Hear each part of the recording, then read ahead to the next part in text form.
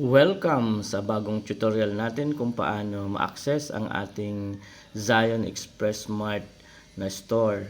So, sa wala pa pong apps na naka-install, magsisimula po tayo sa Chrome or sa Google Chrome. Buksan natin yung ating Chrome. I-search lang po natin Zion Express Mart.com para kompleto, and search. Ayan. So, zionexpressmart.com, dito tayo. Ayan. So, pag nag-login po kayo, mag-o-open yan siya pero wala pa kayong account. So, punta po kayo dito, mag-login kayo dito. So, pipiliin nyo lang po yung, of course, yung address nyo. Dahil po tayo ay nasa location base, ang nakalagay po dito, yun lang mga available na mga area na pwede naming madeliveran. So, piliin nyo. Gagawa natin ng account si Ate Ed. So, dito sa Milaor, ang barangay namin ay San Jose. So, sasubmit nyo lang. And since wala pang account, magre-register po tayo ng account. Ilalagay lang natin ang ating full name. Kailangan po standard text lang, katulad ng apelyido namin, hindi po siya tatanggapin. So, lagay natin ang email niya, syempre ang phone number. Gagawa po tayo ng password. So, confirm natin yung password.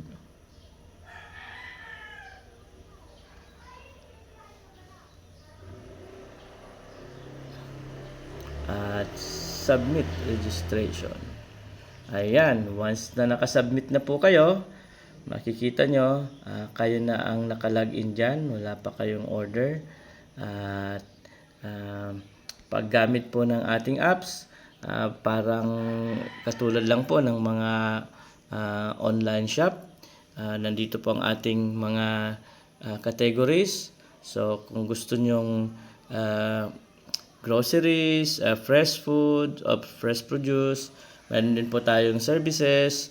Kung gusto nyo magpamasahe, magpa-pedicure, lalagyan po natin yan. Naghahanap pa tayo ng mga individuals na magpo-provide ng services. So, pili po kayo. Halimbawa, dito tayo sa can and condiments. As like the regular shopping platform, i-click nyo lang yung gusto nyong bilhin at ilalagay nyo lang add to cart. Pwede kayong go to cart, and dito pwede na kayong mag-proceed sa checkout.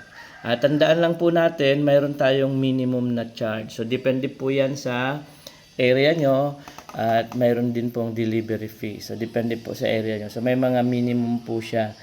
Dito, ang minimum po ay 200 pag malapit lang. Pag malayo po, parang 500 ata ang minimum. So, balik tayo sa home. Ngayon, ito po ay sa Google. Kung gusto nyong mag-download ng apps, dahil wala pa po tayong budget para ilagay sa Google Play Store ang ating apps, ito po ay ma-download nyo directly galing po sa aming Drive. So, para po ma-download nyo ang mobile apps, para hindi na kayo magbubukas ng Google, pupunta lang po kayo sa inyong profile dito. At dito sa menu, makikita nyo po ang settings. And dyan sa settings, may nakalagay pong install Android app. So, wala pa po tayong para sa iOS at the moment kasi medyo mahal sa Apple Store. So, nasa Android apps lang po tayo. So, i-click nyo lang po yung install Android apps at pupunta yan dito sa download drive namin. So, i-click nyo lang yung email ninyo, and pag in-open nyo po yan, pupunta yan doon sa shared drive. So, ito pong apps na ito po ay ang installer ng ating app. So, i-click nyo lang po to, i-download nyo muna. Kasi hindi siya mag-i-install directly galing sa drive. So, i-download nyo muna. So, antayin natin pag nag-download. And pag na-download na siya, punta po kayo sa My File. May makikita kayo dito sa akin. Nandito ang My File, yung files.